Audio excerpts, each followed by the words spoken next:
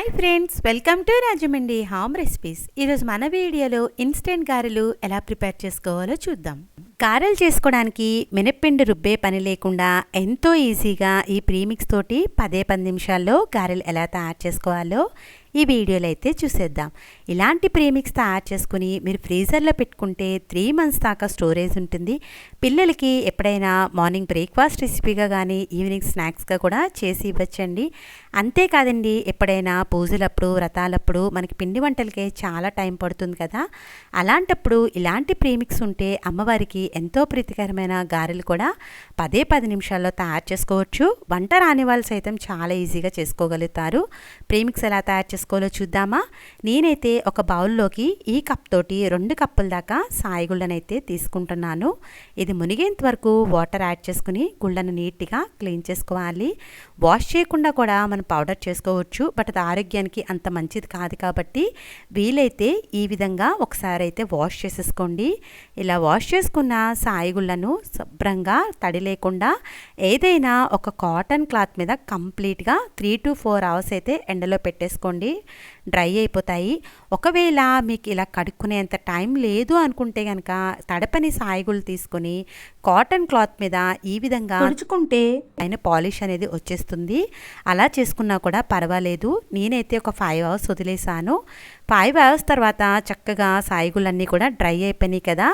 ఎక్కడైనా ఏమాత్రం కొంచెం తడి ఉంది అని అనిపిస్తే కనుక ప్యాన్లోకి ఈ సాయిగుళ్ళను వేసుకొని జస్ట్ ఒక 2 to 3 మినిట్స్ పాటు ఫ్రై చేసుకున్నారంటే దీంట్లో ఉన్న చమాయింపంతా కూడా లాగేస్తుంది. నాకైతే కనుక కంప్లీట్గా డ్రై అయిపోయినాయి కాబట్టి నేనైతే ఫ్రై చేయట్లేదు. మీకు తడిగా ఉందనే డౌట్ ఉంటే ఒక 2 to 3 మినిట్స్ పాటు ఫ్రై చేసుకోండి. అప్పుడు మనకి పౌడర్ అనేది ఎక్కువ నెలల పాటు స్టోరేజ్ అయితే ఉంటుంది. చూశారు కదా, ఇలా డ్రై అయిన సాయిగుళ్ళను తక్కువ క్వాంటిటీయే కాబట్టి మిక్సీ జార్లో వేసుకుని మెత్తగా పౌడర్ చేసుకుంటున్నాను. మీరు ఒకవేళ ఎక్కువ క్వాంటిటీలో చేసుకునేలైతే కనుక మిల్లుకి ఇచ్చేసి మెత్తగా మినప్పిండిని అయితే రెడీ చేసుకోండి. చూశారు కదా, స్మూత్గా ఉండే మినప్పిండి అయితే రెడీ అయిపోయింది. ఇలా రెడీ అయిన మినప్పిండిని ఇలా ఒక పళ్ళెంలోకి తీసుకుని పూర్తిగా చల్లారనివ్వాలి. పిండి ఎక్కడ కూడా ఉండలు కట్టకుండా ఒకసారి ఈ విధంగా అయితే కలిపేసుకోండి. పిండి ఎప్పుడైనా కూడా ఇలా మనం స్టోర్ చేసేటప్పుడు ఒక పళ్ళెంలో తీసుకుని పూర్తిగా చల్లారిన తర్వాత మాత్రమే స్టోర్ చేసుకోవాలి. వేడి మీద స్టోర్ చేసుకుంటే పిండి పాడవుతుంది. ఇలా చల్లారాక ఏదైనా ఎయిర్ కంటైనర్లో పెట్టేసుకుని మూత పెట్టేసుకుంటే చక్కగా 3 మంత్స్ దాకా స్టోరేజ్ ఉంటుంది. మన ఇంటికి ఎవరైనా గెస్ట్లు వస్తే అప్పటికప్పుడు ఈజీగా చక్కగా గారెల పిండి రుబ్బే పని లేకుండా వడలు కూడా చేసి పెట్టచ్చండి.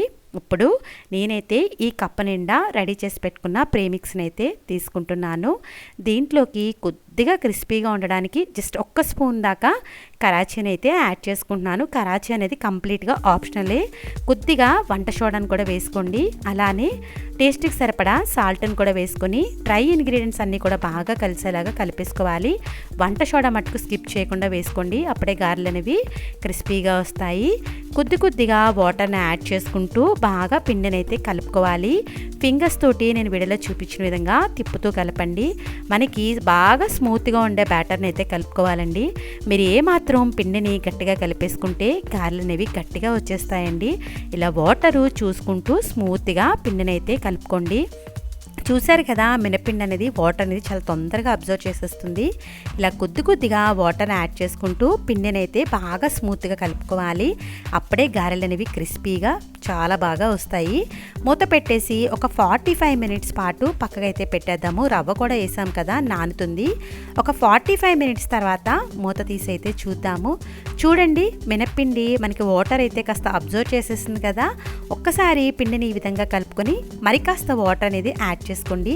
ఇలా చూసుకుంటూ మినపిండిలో వాటర్ అనేది యాడ్ చేసుకోవాలి. పిండి మట్టుకు స్మూత్గా కలుపుకోవాలి. గట్టిగా కలుపుకున్నారంటే కనుక గారెలు అనేవి గట్టిగా వచ్చేస్తాయి. స్మూత్గా కలుపుకుంటేనే గారెలు అనేవి బాగా వస్తాయి.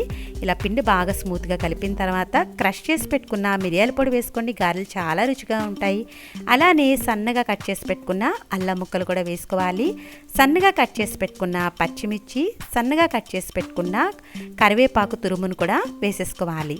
అలా అలానే 1 స్పూన్ దాకా జీలకర్రను కూడా వేసుకొని ఈ ఇంగ్రీడియంట్స్ అన్నీ కూడా బాగా కలిసేలాగా కలిపేసుకోండి. ఈ విధంగా బాగా మిక్స్ చేసేసుకోండి.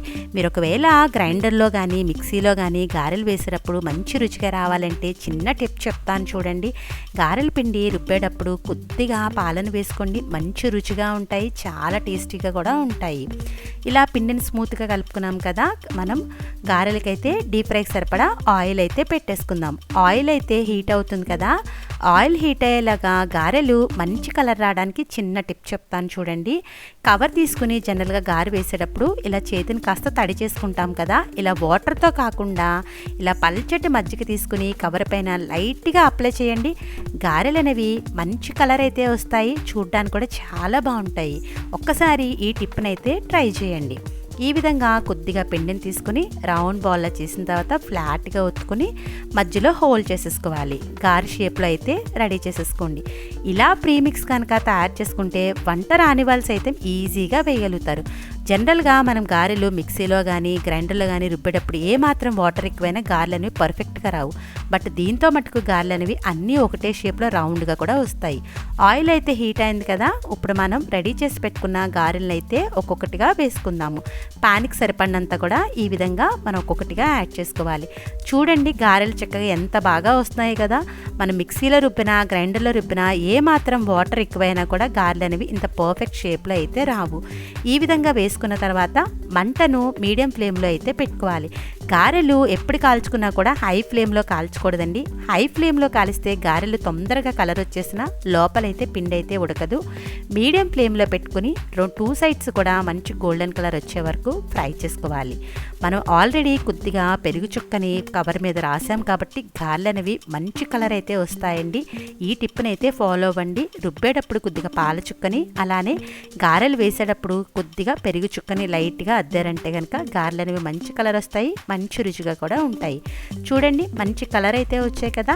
ఈ విధంగా 2 సైడ్స్ కూడా మంచి గోల్డెన్ కలర్ వచ్చే వరకు మంటను మీడియం ఫ్లేమ్లో పెట్టుకుని మనమైతే ఫ్రై చేసుకోవాలి. గారెలు అయితే రెడీ అయిపోయినాయి చూడండి.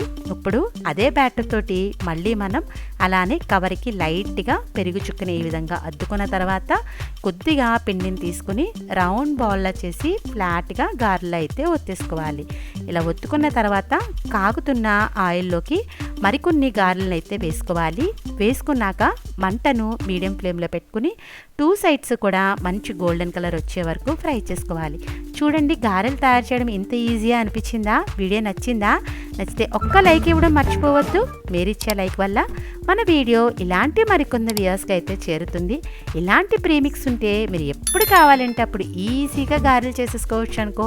పిండి నానబెట్టి రుబ్బే పని లేకుండా ఎంతో రుచికరంగా ఉండే గారెలు ఈజీగా చేసుకోవచ్చు.